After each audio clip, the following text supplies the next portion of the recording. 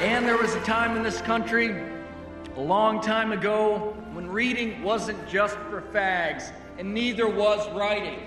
People wrote books and movies that had stories, so you cared whose ass it was and why it was farting, and I believe that time can come again. Hello, and welcome back to the Think Liberty podcast. This is episode 76, and I'm your host, Caitlin. Joining me this week is TJ Roberts of the Liberty Institute of Freedom and Economics and the Advocates of Self-Government. TJ, how are you, buddy? I am doing well. Thanks for having me on. Yeah. Thanks for coming on such short notice. We also have Mike Ursery. He is the host of Political Circus on the Think Liberty Network. How are you, Mike? I'm doing all right. Thanks for having me on tonight. Thank you for coming on. It's good to have another TL Network host on. It's your first time on TLP, right? This is my second, actually. Oh. I was on, it was a long time ago. All right. I must have missed that episode. We also have a special guest. AJ Olding is with us. AJ is on the executive committee for the Southern New Hampshire Libertarian Party. AJ, how are you? I'm doing really, really good. Just got done going to Porcfest, so riding that Liberty high for a little bit.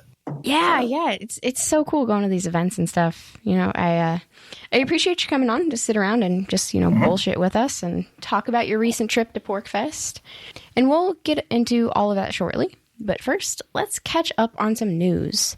This morning, President Trump announced new sanctions against Iran in response to Iran shooting down an unmanned drone.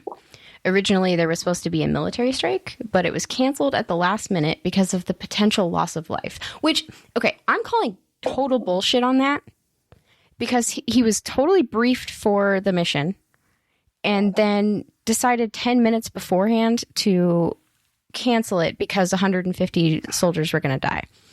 You can't tell me that dude didn't know 150 soldiers were going to die while he was being briefed for the mission that he approved.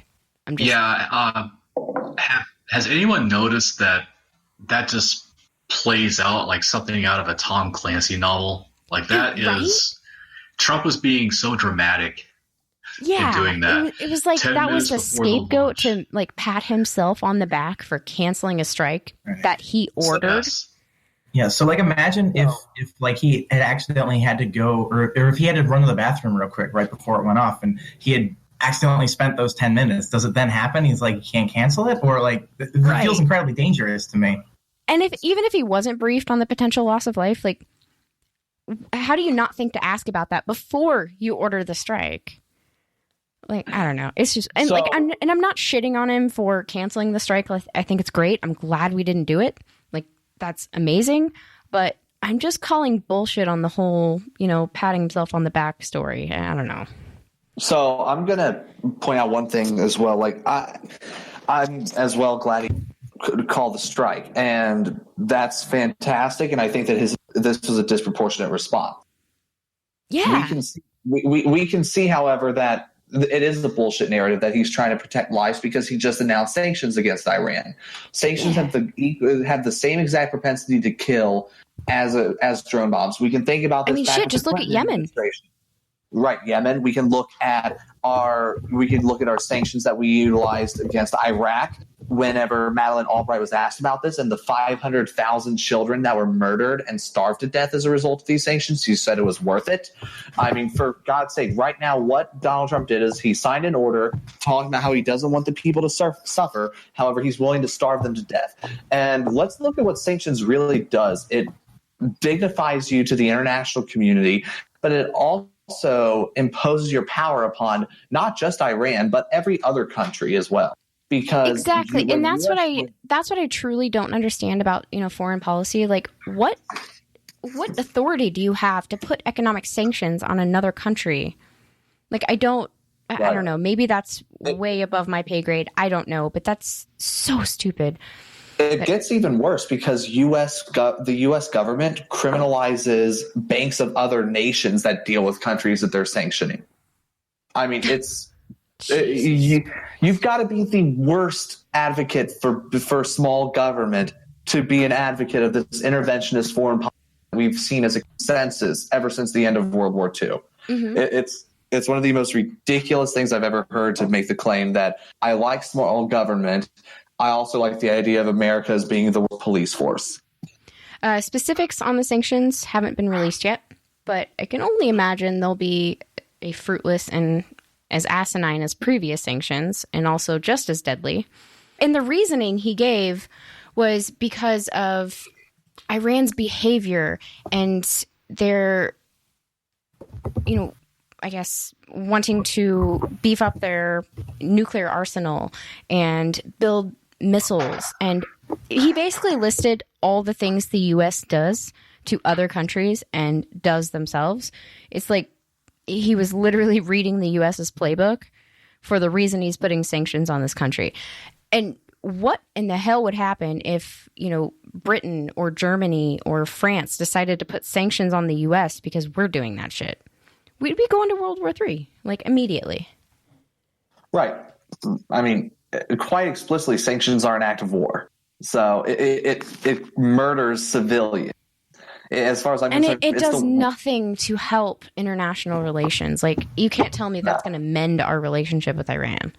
No, if you want to look at what mended relations, we can look at the example of Vietnam.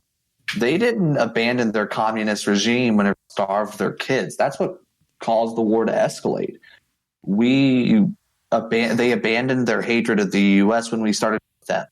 So if you actually really did care about small government, if you were putting America first, you would have this three-point policy proposal. First and foremost, you would withdraw the troops. Second, you would cut sanctions. And to close it out, you would open up trade. You'd be willing to allow companies to work with each other. This would lead to mutual prosperity and would ultimately lead to freer people. We can see from the examples around the world that free markets lead to free people. Absolutely. Absolutely. And we have to get over this superiority complex that the U.S. has and the authoritarian grip we have on the rest of the world. We can't determine that other countries can't have missiles and nukes, but yet decide other countries next to them can, based on, deals we've made or favorable leaders in position. It's just so ridiculous to me. Yeah. Anyways, what else is going on in the world? Mike, you're up on current events. Well, you may have saw, I think this came out last Friday. You may have seen that Trump has another accuser of sexual assault who has come forward, but this one is really strange. So this woman named Jean Carroll, she's an author. She writes a column for, I think, Vanity Fair, says that Trump assaulted her back in 1993 in a department store in New York City. I guess he barged in on her while she was in a dressing room. But she refuses to press charges. That's been It's not the first time. Yeah, alleged. Yeah, not the first time. She refuses to press charges. She claims that she still has what she wore when that happened, but she refuses to let authorities check it for DNA. And the whole thing's really strange. I don't want to say she doesn't make sense, and I don't want to say that she's not telling the truth, but a lot of this just doesn't add up, I don't think. Yeah, that seems to be a common theme with a lot of allegations. I don't know what's to blame for that. Is it the victim themselves? And, I use victim just, to frame it, I guess. I'm not saying that it happened or it didn't happen. You kind of have to take these things at face value and case-by-case basis. But I don't know if it's because of the media and how they spin it. That's why it comes off as so strange. But I don't know. It's definitely not the first time he's been accused of walking in dressing rooms at fashion shows and other things. Right. And he's really not helping his case by trying to defend himself here because, well, first of all, whenever she first came forward, he said that he had no idea who she was and he never met her. And then this old photo surfaced. Now, they were just in the photo together. It doesn't mean that they know each other necessarily. Mm-hmm. because Trump's famous and Right. he obviously I mean, he has had a lot of people around him during his life. Yeah. But then later on, he was trying to defend himself again and the words that he used were "she's not my type." Oh, like, you're being God, accused of that sexual is assault. not justification at all, dude. You are being accused of sexual assault, and your defense is "she's not my type." Like, what is wrong not with like, you? hey, I didn't do it. What is wrong with you? Yeah. And that's not Because even a she's not my type. justification or a defense at all, because it's not about attraction. Assault is not about attraction at all. It's about power, and it's about dominating another person. Like, that's the motivation behind it. It has nothing to do with, I mean, if that was the case, you would have no ugly rape victims. And that's honestly, that's not the case. It's so stupid. But, Yeah. Could you imagine? Could you imagine sitting in court and if like the prosecutor were to say, "How can we know that you did not do this?" And She's he's just not like, my "Nah, type." man, I'm an ass man. Look at that ass." Yeah, she's not my type. Like, Yeah, I think they would give you they put you on like Tinder real quick, and they check who you were right swiping and left swiping, and just be like, all right, they're kind of similar and they're kind of dissimilar. Yeah, that's what they would do. I like it. Or go through your Tinder history or whatever. I don't know. yeah. My Tinder history would not be friendly with me. No, it's crazy. just all right. It just goes to show like how far we've gone and how normalized this kind of stuff is, though, because if these kind of allegations had come out, back in the 90s, like let's say with Bill Clinton, and it blew up. Like, it was impeachment. Yeah. It was huge. It dominated the news cycle. I was a kid at the time, and it's the first news story I remember is about Bill Clinton getting blown in the Oval. Like, that's just huge. But now it's like these allegations come out constantly, and we're just like desensitized to it. Like, yeah, he may have did it, he may have not. Who cares? Like, oh, man, it's just crazy world we live in. A lot of people say like all kinds of stuff about Trump's mental health and Trump's an idiot and all this. I legitimately think that his mind is leaving. Like, not saying that there's something wrong with his mental health necessarily, but it could be dementia or something like that. I don't know. I really think that his mind is leaving him, and he's not. Yeah, I mean, it's possible. He's what, like 80? Close to it, yeah. He just says so many like most times he's just being a troll, and he's saying stuff just because he knows people will get upset. But other times he says something and you're thinking, and you think to yourself, what? Can you imagine? I do love his Twitter though, because it's like, yes, he's the president, and yes, I don't like him like almost at all. There's only a few things he's done that I like, but I do love his troll factor. Like, that is I have a love-hate relationship with his Twitter. One of the things that, like, the first point that I have is I don't think that it's so much that this is becoming normalized, but I think with Trump specifically, it's that he creates a new scandal for himself every day. Okay, so the thing is that they accuse him of racism. Then they accuse him of running concentration camps. They accuse him of being a Russian agent. They accuse him of obstruction of justice. They accuse him of being a sexual predator. They accuse him of racism again. They accuse him of being, so it's just, with him, it just keeps going on. We can see an example within the modern times in which a case has blown up with sexual allegations, namely that of Brett Kavanaugh. That was all that the media was talking about at the time. The thing is that with Donald Trump, it's a new story every day. And like nowadays, the media is blasting him as a coward for not murdering 150 Iranians. So I'm not sure if it's a normalization issue or if it's just with the fact that he creates so many scandals for himself that it's like, all right, well, what did he do today? That type of mentality to it. Yeah, so more like just a desensitization, I guess, to it. Right. I don't think that, like, even in jails, even with the worst of the worst, like murderers, thieves, arsonists, like aggravated assault convicts. If you rape someone and you wind up in a jail, your ass is grass, and those other prisoners are goats. It's like, so like, I'm not sure if this whole idea that realizes it has the validity that some may think it is. It's just with the fact that with this specific instance, it is about a person that has so many different scandals, and he does that intentionally. it distracts the media. It delegitimizes the media as well, because you look to what the press has been doing. They have looked for a thing that they can pin Donald Trump on, and literally they will take anything they can. Anything negative about Trump is red meat to them. So before whenever the ships were shot down, after Donald Trump tweeted out that Iran made a very big mistake, they were bashing him, making the claim that he's going to start a war and he's going to get us all killed. Then he chooses not to bomb Iranians. They call him a coward. It just shows this whole thing. Like, there's two types of Trump derangement syndrome. The first one is that he can do no right. The second is that he can do no wrong. Yeah. But the media definitely has type 2 Trump derangement syndrome, is that he can do no right. So even if they do he does the thing that they were telling him to do the day before, they're going to find a way to make that a bad thing. Yeah, no shit. AJ, what were you saying? I think it was Mike was talking about how his mental state's going, and I was just like, can you imagine if his mental state actually does continue to deteriorate? I don't know that I agree with Mike, but imagine that happens, right? And then the Democrats actually do nominate Joe Biden.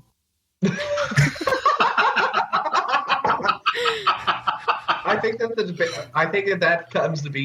the debate should be who goes the longest without shitting themselves. Right. And then we got to get Gary Johnson up there. Right, because Joe Biden's so entertaining in those debates. If Gary Johnson is high, it's the same competition. Who goes the longest without shitting themselves? Right. But like Joe Biden's so entertaining. Did you guys see that video of Gary Johnson endorsing Larry Sharpe for governor? No. That is my favorite video of all time, I think. Was he high? He was so fucking high. That dude was on Jupiter. He was like, of course he was. You know, I'm here with Larry Sharpe. And like, he's got like the biggest fucking cheese grin I've ever seen. And he's trying not to laugh. And Larry is just standing there very uncomfortable. Like, yes, thank you, Gary. Uh-huh. Yeah. Like, I'll have to put the link in the show notes because it's just the best. So yeah, you get Gary up there with Biden and Trump, and that would be the most televised debate in the history of ever. So, like, if Gary Johnson is Joe Biden, and then Larry Sharpe was like a 10-year-old in that video. A little bit, just a little less rapey. God. Yeah. So, back towards the end of 2015, whenever Trump started to emerge as this like legit presidential candidate, I remember thinking to myself, Hillary Clinton versus Donald Trump would be the goofiest presidential election in history. Donald Trump versus Joe Biden would top that easily. By a lot. By so much. Easily. By so much, yes. Look, yeah. I want one of those debates to end with them actually getting into a fist fight, because like they've been threatening it for years. Joe Biden said that he would just beat the hell out of him. I think that should be how the election is settled. Like, instead of voting, they just go head to head and beat the shit out of each other. Right, all those states that are going to give out their, all those states that say they're now going to give out their, they're deciding how they're giving out their electoral college votes. Mm-hmm. Yeah, just get us amendments that say, just get those amendments to those constitutions that say, you know, we're giving them out to whoever wins, you know, the 10-round boxing match. Like, hell yeah, that would be the greatest thing ever. And it'd be more effective than voting. I mean, way more effective. So basically, we're going make Sparta again then. Fuck yeah. Yes. I mean, yes. You might as well, with how crazy everything is. It wouldn't be that far-fetched. Can't be worse than this. Eliminate the whole conscription part of it, and I'm down. Yeah. I also think that's how war should be fought. Is the leaders of each country beat the shit out of each other? Yes. Exactly. Yeah. Could you imagine Bernie doing one of those? Oh my God, that'd be the best thing. This fight is unfair. Yeah. I think he would lose. He would lose so fucking quickly.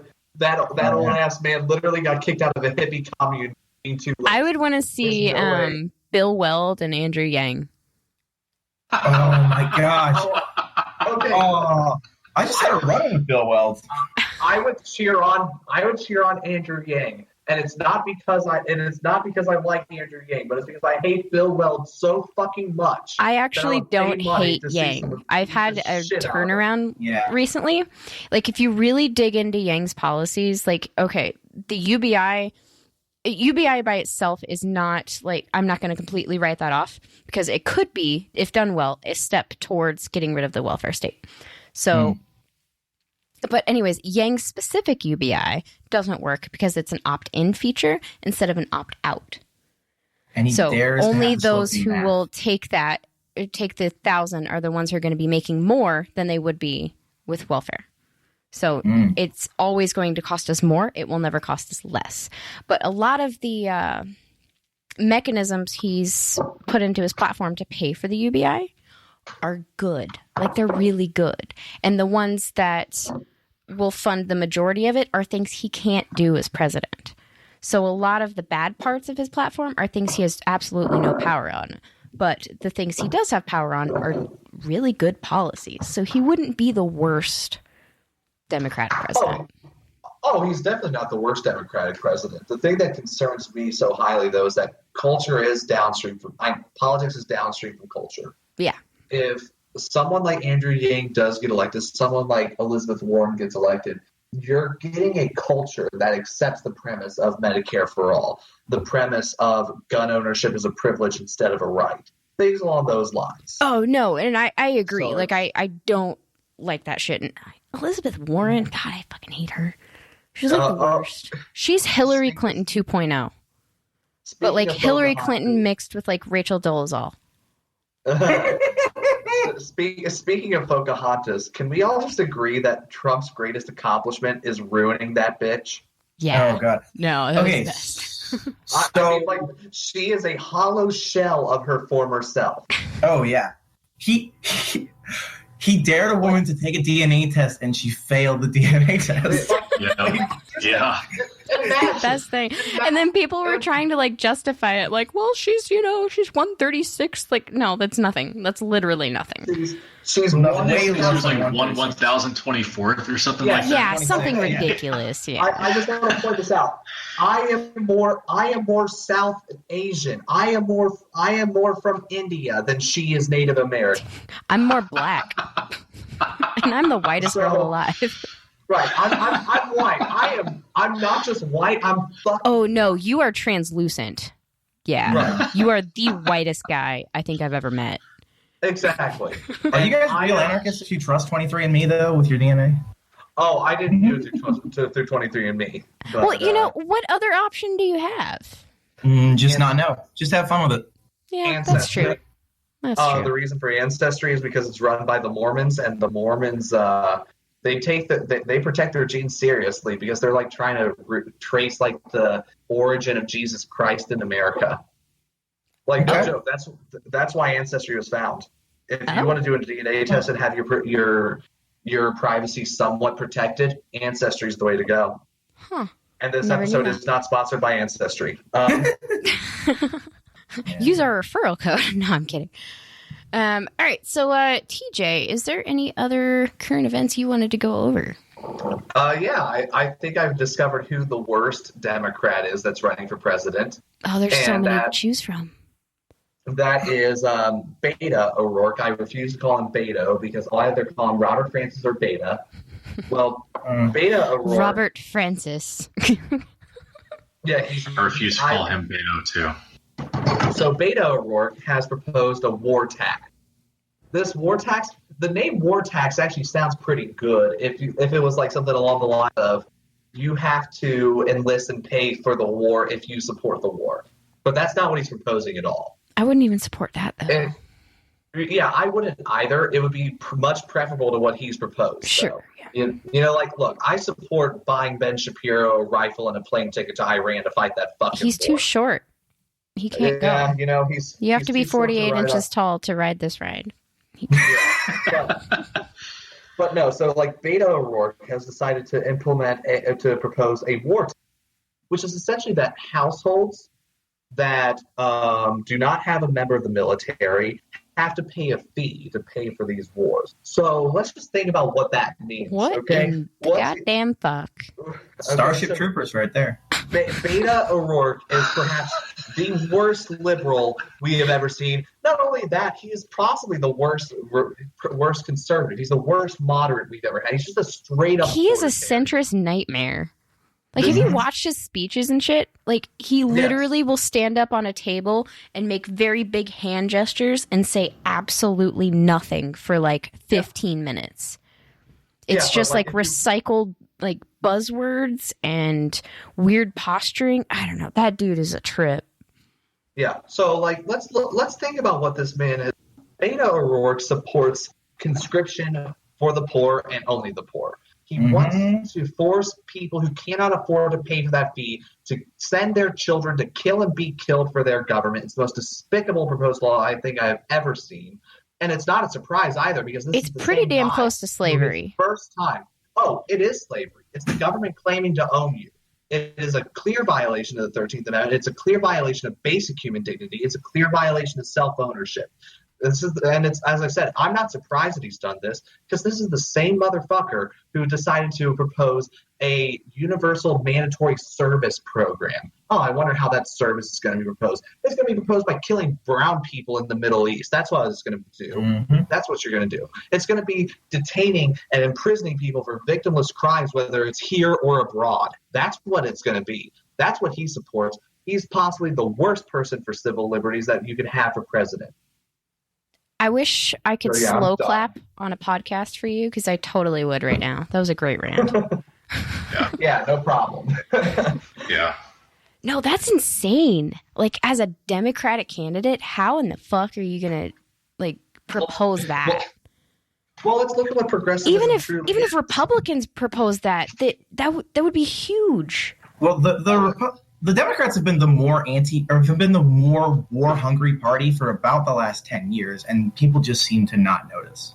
Not that the Republicans aren't banging the war drum, but the Democrats have, like, really been doing it.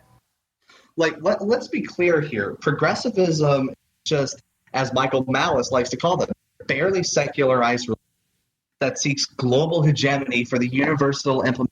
So, I mean, the first neoconservative president was ultimately Woodrow Wilson, who his goal was to create a world state for democracy. That's what he wanted. He was this racist eugenicist who, in the name of human welfare, proposed all these programs that ultimately make the poor segregate among themselves and the rich do the same. Yep. That is where it all comes from. He's definitely in the top 5 worst presidents ever. Oh, for sure. Woodrow Wilson is looking up right now, and he's podcast screaming, "Oh, my skin, it burns." That guy and Franklin Pierce. Franklin Pierce doesn't get enough credit for being one of the worst, but he was pretty fucking terrible. We'll have to talk about that on another one, but he was terrible. Top 5 worst presidents. I don't know if I could. FDR. I don't know if I can make that list in one try. FDR is number 1. Oh, well, yeah.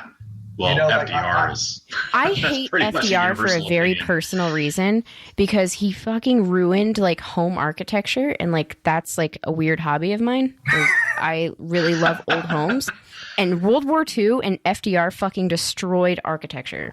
Like, all the design left. It's fucking horrible. I'll rant about that another day. But yeah, FDR can suck a dick. If you're a fan of FDR, never claim to be a fan of Japanese people. Yeah, no shit, right? Like, Jesus Christ. It's actually really funny with AOC lately. She's, say what you will about the concentration camp analogy. I mean, I'm not going to get into that or validate it, whatever. But she's, calling out Trump for these concentration camps and how it's horrible. But then she's also peddling FDR's economic policies. Like, you got to pick one, honey. Like, do you like FDR or do you not? Because he also put people in concentration camps. Are you really going to take economic advice from him? Like, AOC's got to be dumb as shit. Like, assuming she knew. I think she's fairly smart, but she's too. I don't know. She's married her like her moral stances with her political stances way too much, and it kind of clouds everything. Like, it clouds the logical shit from her. I don't know. It's hard to explain. I don't know. She does some pretty ridiculous things. I will say that she is very intelligent if you're talking about political strategy. Yes. She's very intelligent in that regard. Did you watch that documentary of hers? Yes. That was fantastic. Like, you put the politics aside. You completely divorce politics from her, like, her as a person and her as, a strategist. She's an amazing politician. She is hella ground game that I think every libertarian should emulate. Yeah. Yeah. She knows the art of confrontational politics too. That's one. A lot of libertarians and Republicans mocked her for her primary list. But if you read H.B. Richardson, put this in the show notes, Confrontational Politics by H.B. Richardson. If you realize that a primary list is one of the most effective tools you can have, because it doesn't matter what party is in power if that party is governing in a way that is out of line with your principles. All right. She's an expert at confrontational politics. I mean, my God! That's the era we live in. Everything is confrontational politics. That's how you win. Yeah. It's been how you win for decades. My God, if you are a moderate Democrat, AOC is your worst nightmare. Oh yeah. So there's that. But in terms of it, I guarantee you, if a reporter asked her about Executive Order 9066, which is the executive order that put Japanese Americans in concentration camps, in literal concentration camps, yes, she would not condemn it. I guarantee you. I think she would on its face, but I don't think it would be very genuine.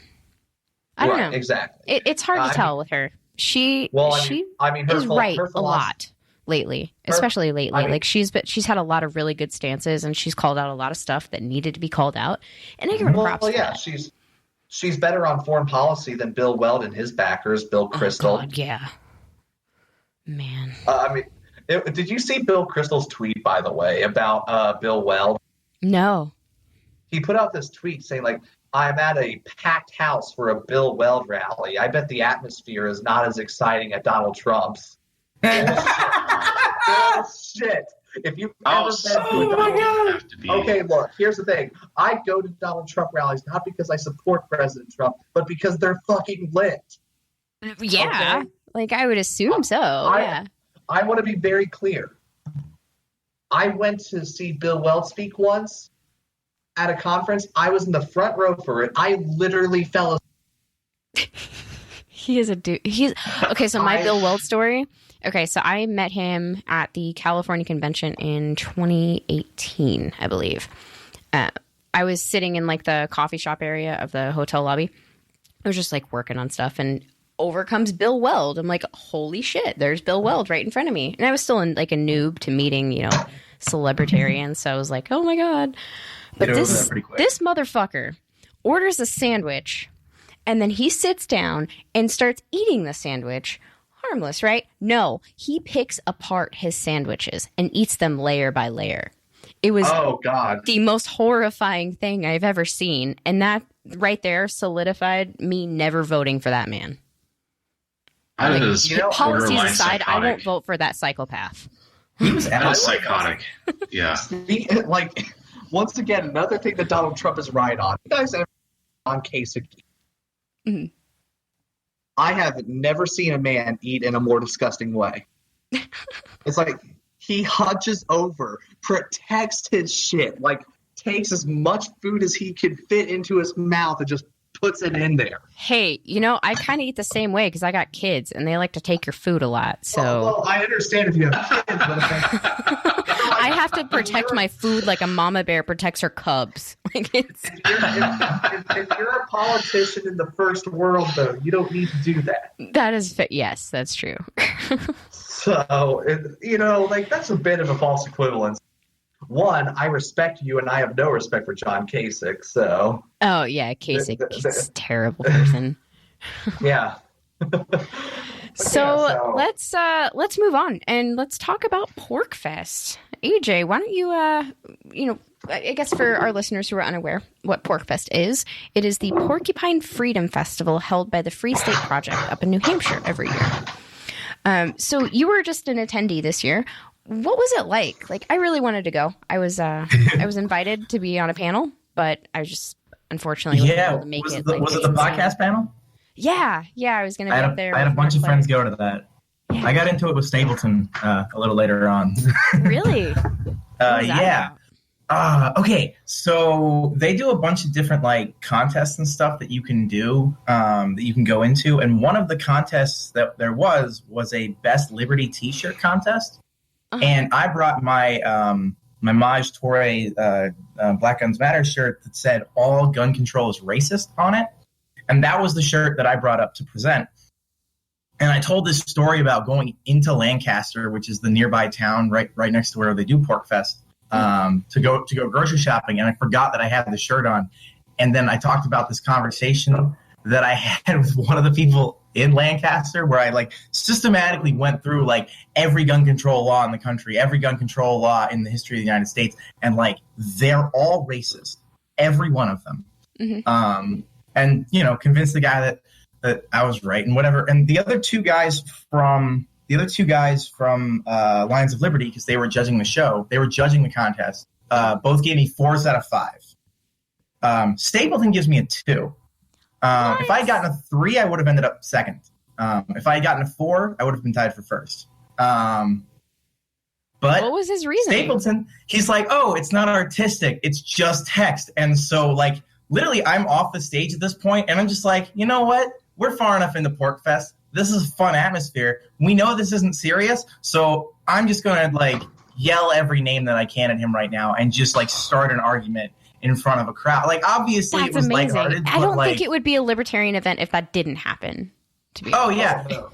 Oh yeah. So one of the other crazy fun events that they have, one of the other crazy fun contests that they have is Soapbox Idol. And so next year, I already have my Soapbox Idol planned, and it's gonna be about Stapleton screwing me in the T-shirt contest the year prior. And how terrible of a judge he is, because I ended up missing out on all the prizes, because I ended up tying for second with 4 other people, and then I lost out in the tiebreaker, so didn't get second or third. So I just didn't get anything. And I'm just like, and I'm looking around like, you know, these other T-shirts are really cool, but like, but yours this is a conversation like starter. It really was. It really was.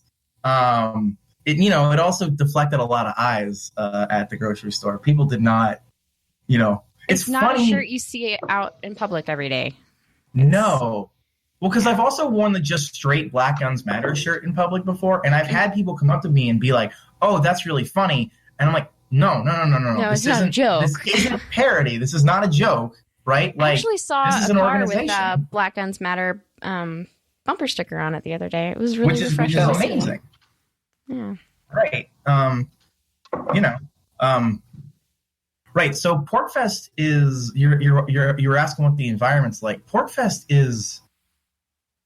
You ever been to like one of those like big outdoor music festivals where like everyone's just having fun and camping and messing around? All right, now just replace the music with, talks by people like Nicholas Sarwark and Bob Murphy and Jeffrey Bob Tucker. Murphy was there. That's cool.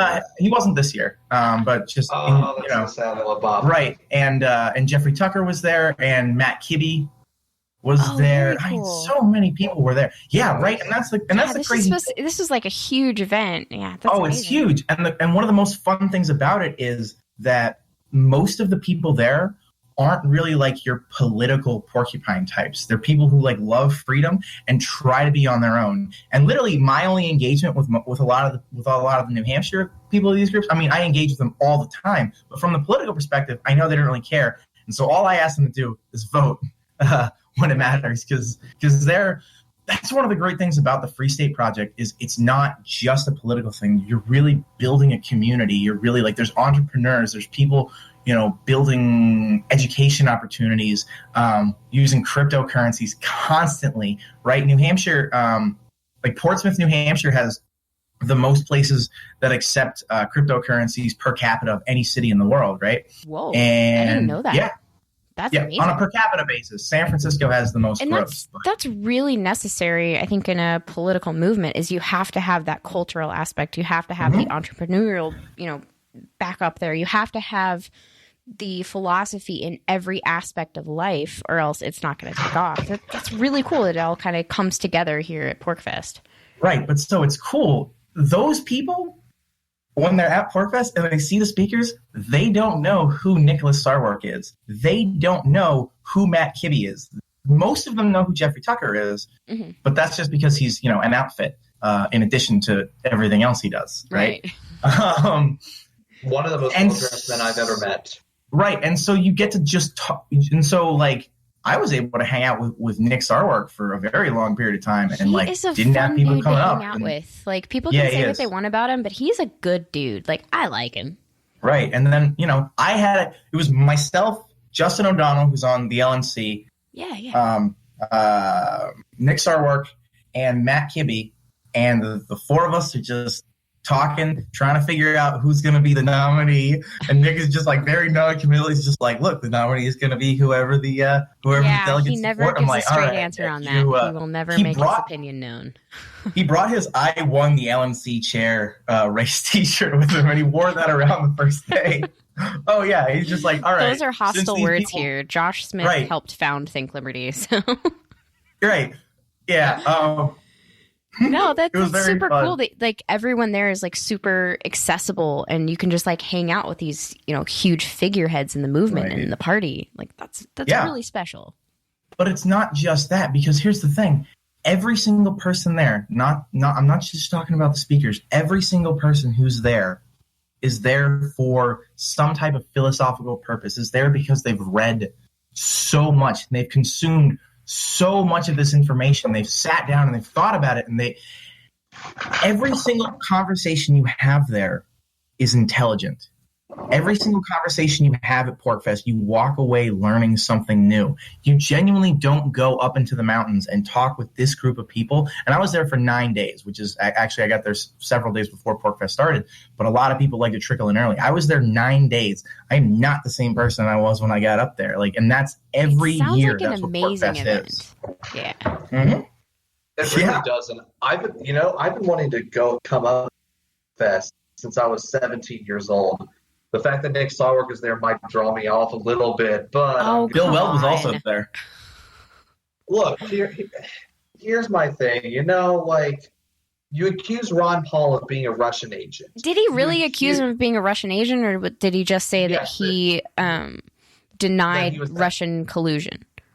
No, it's that he accused him of being backed by the Russian government. See, I didn't see the whole thing. I just saw one out of context screenshot. Yeah. I actually want the Medium article to be in the show notes because it's possibly the dumbest anti-Ron Paul article I've ever read. He called the Mises Institute the preferred think tank of actual Nazis. I'm quoting him verbatim. It's one of those things where, you can be a cool person. You can be highly personable. But whenever you attack the founders of this modern liberty movement in such a heinous way, an institute founded by a Jew that is named after a Jew, you attack them in that way. You take Ron Paul, you call him a Russian agent, you're insulting thousands of Americans who put their blood and sweat into his campaign in 2012. No, I actually agree there. I think that Ron Paul hate is pretty stupid. I mean, there's certain things you can get into it with Ron Paul. There's certain philosophical differences. There's the newsletters. There's all the shit. But I don't see how anyone can deny that he's been an overall net good for the movement itself. I don't know. It's kind of a tricky topic, but yeah, I just treat Nick's comments the same way that I would treat any of my other friends' dumb comments. It's like, yeah, you're dumb. You're dumb for saying that. I don't know. I don't make sweeping judgments on people based on that kind of stuff. I try and see the good in everybody. Yeah, I don't know. I've gotten into it with Nick several times. Oh yeah, sure. Oh, I mean, I've had my issues with the dude. I have more organizational issues with the LP that I don't feel are addressed appropriately. And all right, we could do a whole episode on my issues with the LP, but we won't get into that. So someone mentioned Bill Weld a lot earlier in this. Yeah, and I was going to ask you about that. I got into a bit of a on your tiff with timeline about him. Yeah. All right, so the video's not up yet, and a guy who goes by the name of Shire Dude, who lives up here in New Hampshire, has the video, and he's going to be putting that on YouTube at some point in time. But Bill Weld came to give a talk, and he was in the main pavilion, and it was packed, and it was super boring despite the fact that it was packed. Did you fall asleep? No, but I got up to go ask him a question, and he takes 8 minutes to answer everyone's questions. Carla Garrick was right in front of me, and the whole time we're just looking at each other like, are we even going to get an opportunity to do this? And we're only 4 people back. So anyway, I got up there, and during his speech, he talked about the gun control of Nazi Germany and how it was, obviously a bad thing because it led to the extermination of many Jewish people. And then he talked about, well, maybe I would support some laws around taking guns away from the mentally ill. So I stand up and ask him the question. Okay. I said, hang on. No. So I stand up and ask him the question. I'm like, okay, so the actual laws that the Nazi Germans used to take guns away from the Jews was an old Weimar Republic law that said the state of Germany, the government, was allowed to take guns away from people that they deemed to be dangerous to the state. Now, the red flag laws, or the similar laws to the red flag laws that you just said you might be okay with, are being done because the state wants to take guns away from people they deem to be a danger to others and themselves. On one hand, you have danger to the state. On the other, you have danger to self and others. When you actually enforce those are functionally identical laws. Functionally identical. Yeah.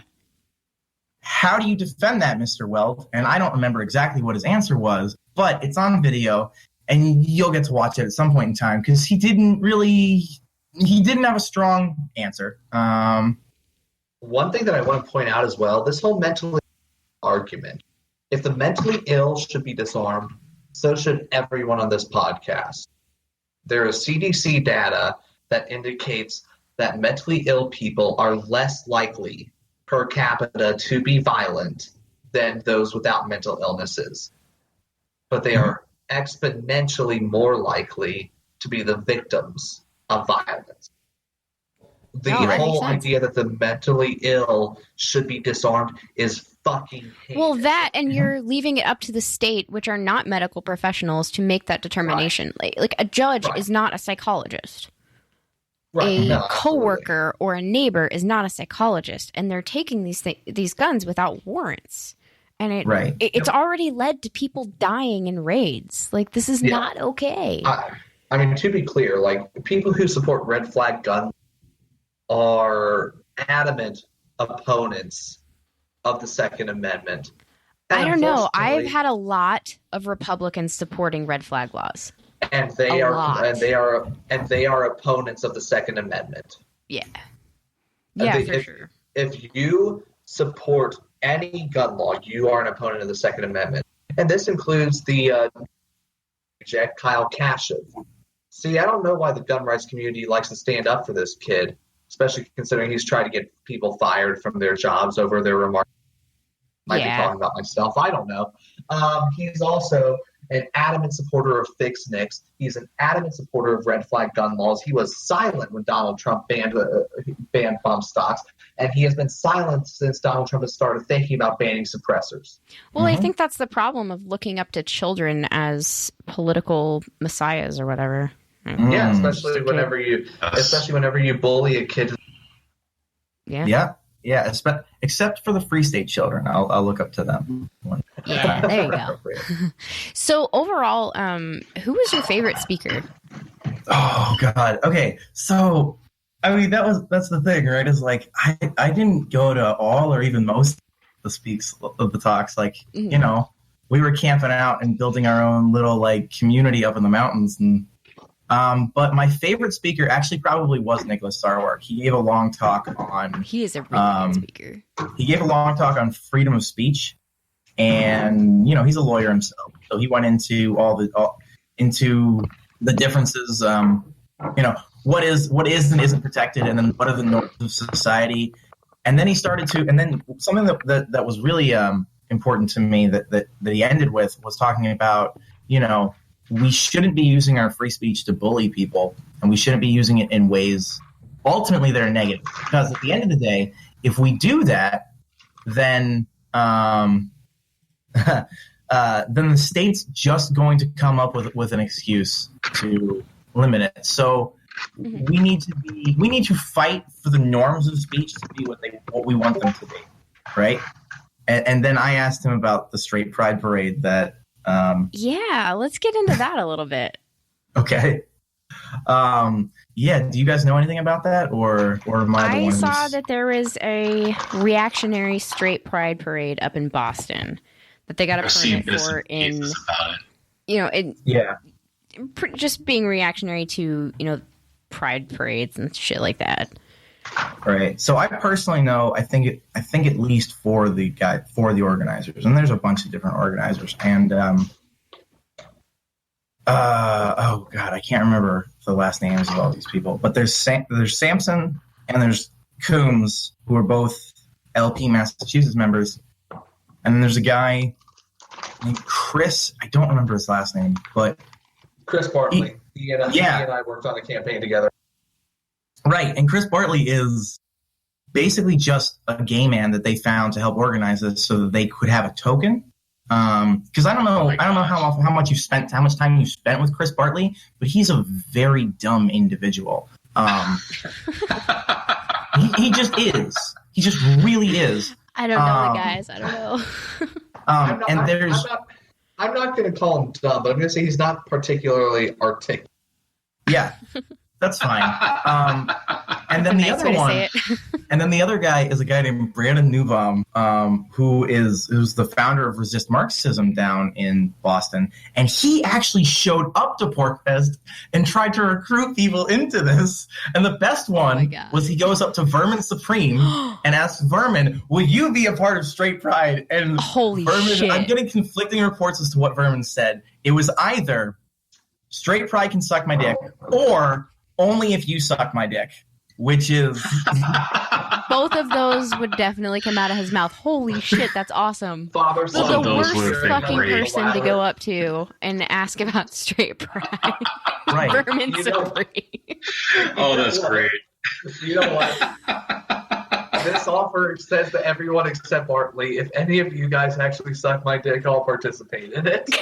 Oh, no. That's amazing. Wow. Man. All right. I have a quick question. Yeah. And I just want to ask a question really fast. And you probably don't know the answer to it, but if this is a parade to celebrate straight pride and celebrate straight people or whatever, why did they get a gay man to be the Grand Master? Oh, it's straight tokenism. They just want to make sure that people can't accuse just so them they of can being say homophobic. they're not homophobic. That makes no sense. Mm-hmm. Oh, I get it. But here's the thing. Sampson and Coombs, Sampson, who, by the way, was a member of the EC of the LP Massachusetts party, he decided to leave after he started taking a whole bunch of shit from LP New Hampshire and LP Massachusetts people for this dumb thing that he's doing. Rightfully so. Yeah. I lost my train of thought. It happens. Sorry. So you said, the two of them gave a soapbox rant about this. Yes. So Soapbox Idol was one of the other contests at Porcfest, and I was actually the first person to go, and I gave a talk, and I gave my rant about the time that I went out to dinner at a Mexican restaurant with one of the local Republican members of the House of the Congress, the state Congress, with a whole bunch of other people.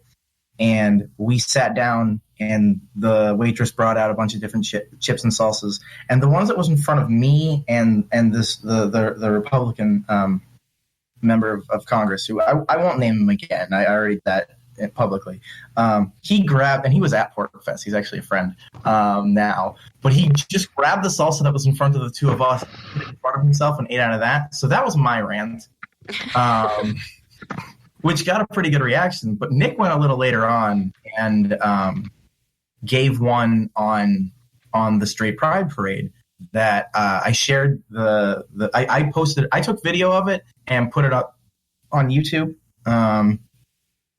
So if you just go, right. So that was great.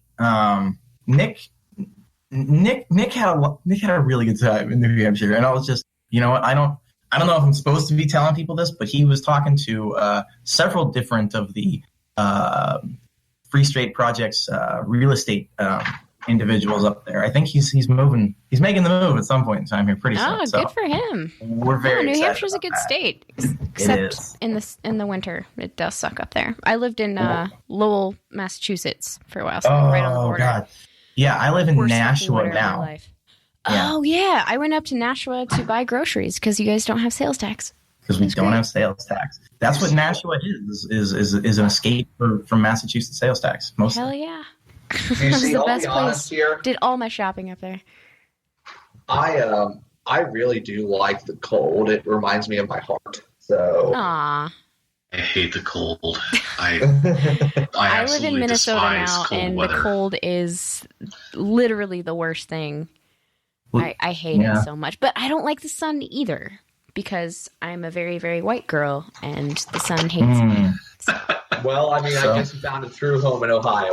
Yeah, no shit. Well, hang on. Depends on what part of Ohio. Ugh, Central Ohio. I'm moving there in about a week. All right, that won't be too bad. If you had said Cleveland, then I'd be like, that's just like Minnesota. Like, Yeah, no Cleveland. Right in the middle of nowhere in the middle. It's great. Columbus is the middle of nowhere. Okay. Seems like everyone's from Ohio. We have like four or five people in the Think Liberty group that like our contributors that are from Ohio. So it's good. I get to move close to people who I work with, so that'll be nice. I go up to Columbus for my suits, actually. So Oh, you have a suit guy? Ugh. yes, You Indochino really are the in whitest Columbus. guy I know. Wow. Okay, look, I'm sorry. My tailor Yvette would whoop your ass if she ever heard you insulting me. So I mean, I'm sure she like, would, buddy. You know. I mean, look, as Jeffrey Tucker shows all of us, do become more famous if you're both an outfit and a person. So That is yeah. true. oh yeah. So did you get to hang out with Jeffrey Tucker much? Yeah, I did. And I told him the story of when he and I met for the first time, and he didn't remember it, and which I thought was really funny because it's a really memorable story. Because we were arguing about Austin Peterson, and in the middle of the argument, Austin Peterson called him and asked for an endorsement. Oh, shit. Yeah, right? Wow. And I'm like, how do you not remember that? That's like the most like speak of the devil thing that has ever happened to anybody. That's hilarious. That's grand. May have something to do with the fact that that's probably happened. Yeah. Yeah, possibly. So I was looking on your profile to see what you did at Porcfest and stuff. You said something about Chris Cantwell being asked to come to Porcfest? No. Okay, so I'll be clear here. So Porcfest is the event that's 5 days long in Lancaster, New Hampshire that the Free State Project puts on and they bring speakers for. Right. A few years ago, there was a bit of a rift in the community, and some people were mad at the Free State Project for reasons that I won't take the time to get into. And they started Forkfest, which was literally at the exact same campground for the preceding 5 days. And Forkfest has kind of become a big thing at this point in time, but we're all of the qualms and all the beef has been completely squashed. So Forkfest actually now sponsors Porcfest. Oh, all right. Well, that's good. Still the preceding 5 days. This year, some people decided to do, another 3 or 4 days at the end and call it Sporkfest at the exact same campgrounds. And Chris Cantwell was invited by somebody to Sporkfest. Oh, and right. I told everyone, get out of the campgrounds because you do not want to associate, even accidentally, with Christopher Cantwell. Yeah, Cantwell being in a large group of people didn't turn out so well last time. So. Yeah. If you guys want a funny story, I interviewed Cantwell before he was known as the Crying Nazi. Right. Oh, really? Yes, See, I didn't even know of Cantwell before the Crying Nazi thing. I had heard of him just because of the Austin Peterson comments.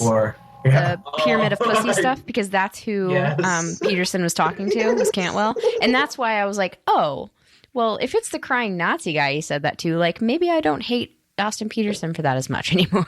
Right. And the context behind that was that, like, Cantwell, like, took nude pictures of his ex-girlfriend and, like, posted them online. Oh, Jesus. Yeah, Cantwell's a real creep. Yeah. If there were revenge porn laws on the record, like at the time that he did that, he would have saved himself a lot of PR nightmares. Yeah. And that's not even the worst thing he's done in his life.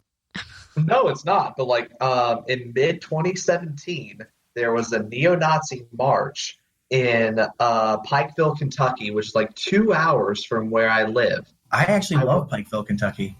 They have a sign on the outside that says "Cleanest City in Kentucky," which is, I don't know how clean the rest of Kentucky is, but it's false. Yeah. So I went down there to report on it for News to Share, which is a project of Ford Fisher. Yeah. And you can look up News to Share, Christopher Cantwell. You'll find the interview. It's me interviewing Chris Cantwell before he was the crying Nazi. Was he just as bad back then? Yeah, he was an asshole. So he really went crazy in 2013. That's when the Free State Project fucking kicked him out because he did this video when is it okay to kill a cop? Oh. And then a bunch of people in New York actually killed some cops. Oh my gosh. And then NYPD said we're not going to give any tickets anymore because it's too fucking dangerous for us to write tickets, which kind of proved his point. Yeah, but then the Free State Project was like, you know what? No, we're not going to associate with you anymore. Oh, good for them. Wow. Kick him out early before he became the crying Nazi. Right, before he became the crying Nazi. At the time, libertarian turned white nationalist. So I just went in with basic bitch questions so what made you turn against open borders? Things like that. Right. Right. Why are you here? And all that type of stuff. And all the pictures that I had of Christopher Campbell was back when he was fat as fuck. So whenever I saw him shouting into a bullhorn, I didn't know it was him until I heard his voice, and I was like, oh, that's Cantwell. Oh man. Speaking of he has this distinctive Peter Griffin type voice. Yeah. That was a really good impression of Peter Griffin. Right.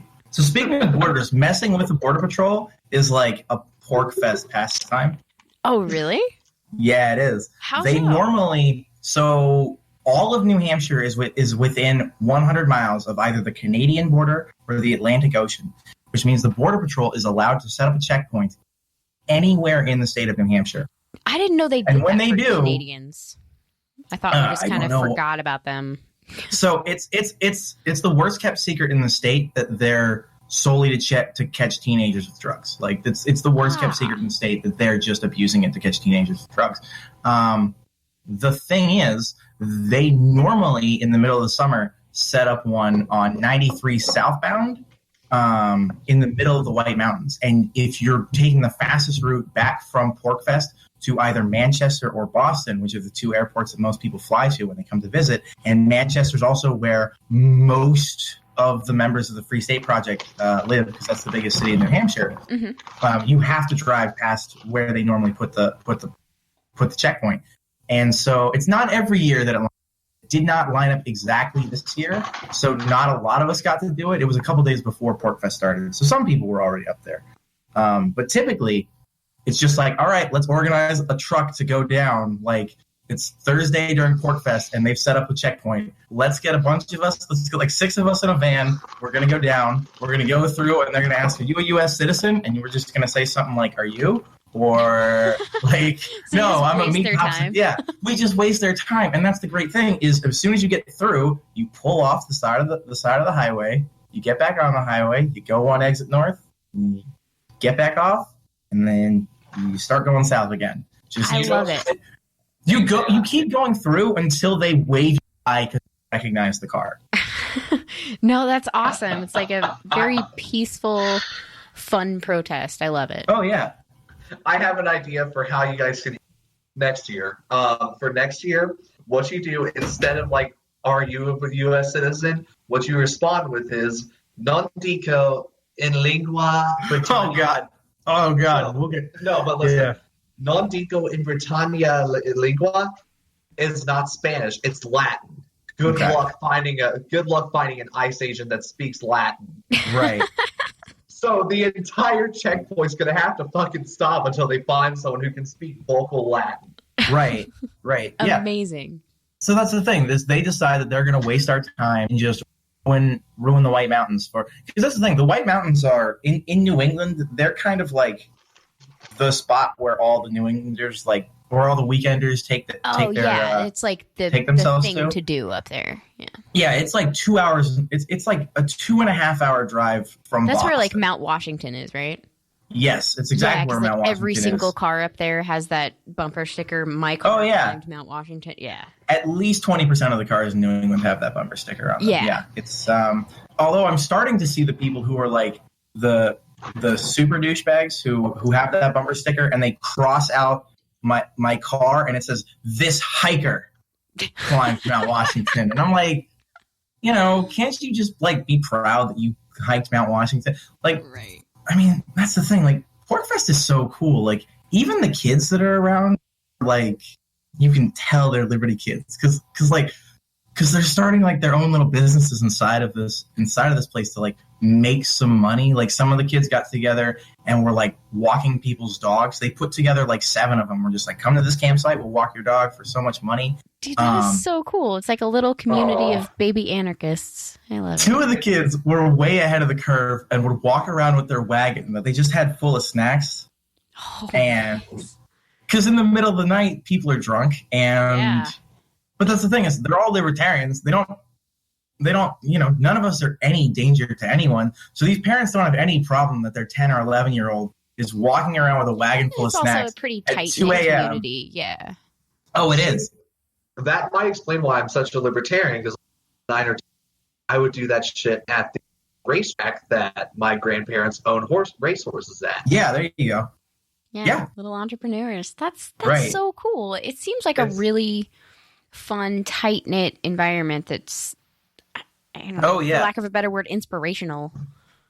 So it's one of the weird things. I've had this conversation with a number of Free Staters is I actually didn't move to New Hampshire for the Free State Project. I moved to New England for work, and I worked just a little south of the border.